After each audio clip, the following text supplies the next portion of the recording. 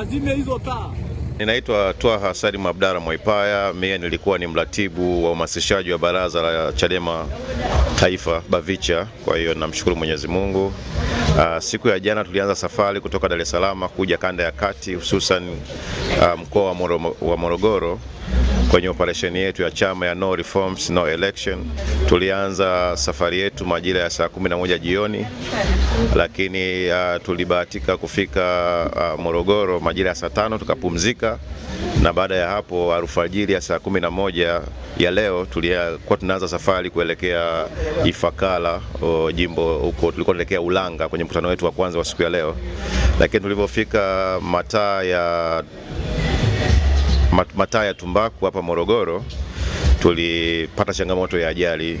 Gari iligonga kizingiti cha kando ambayo kiko katikati ya barabara, na hakuna alama yote ambayo ilionyesha kama kuna kizingiti hicho, na baadaye gari iliyumba ikabilingika mara mbili, ikaenda kugonga kwenye petrol tanki ambayo ilikuwa imepaki kwa pembeni, na gari kioo cha mbele kimevunjika chote. Lakini tunachoshukuru Mwenyezi Mungu, ile gari ni ya PA system ya muziki, kwa hiyo yale machuma ya muziki yalitusaidia sisi ambao tupo ndani gari sipate madhara zaidi.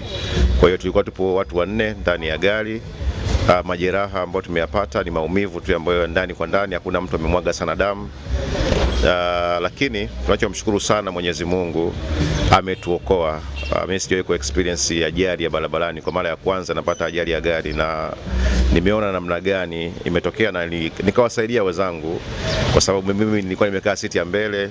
Madhara yamekuwa ni makubwa sana kwa maeneo ya mbele, lakini baada ya hapo niliwatia moyo. Nilikuwa nawauliza, mpaka wenzangu wakawa wanauliza, mbona ulikuwa unatuuliza nyinyi huko nyuma mpo salama? Nikauliza wenzangu, nyuma mpo salama? Wakaniambia ndiko salama, na nikaanza kumtoa mtu wa kwanza, na baada ya hapo tulipata msaada wa msafara wetu, kwa sababu ulikuwa hauko mbali, tulikuwa tumeongozana kwenye msafara.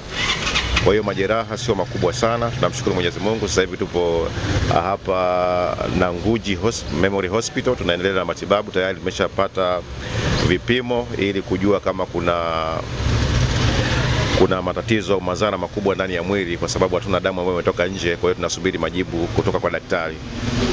Mwisho kabisa tunamshukuru Mwenyezi Mungu, na tulikuwa na makamu mwenyekiti wa Chadema Taifa, Mheshimiwa John Heche. Yeye baada ya kutuona na kuona kama hakuna madhara makubwa, tulimruhusu aendelee na operesheni.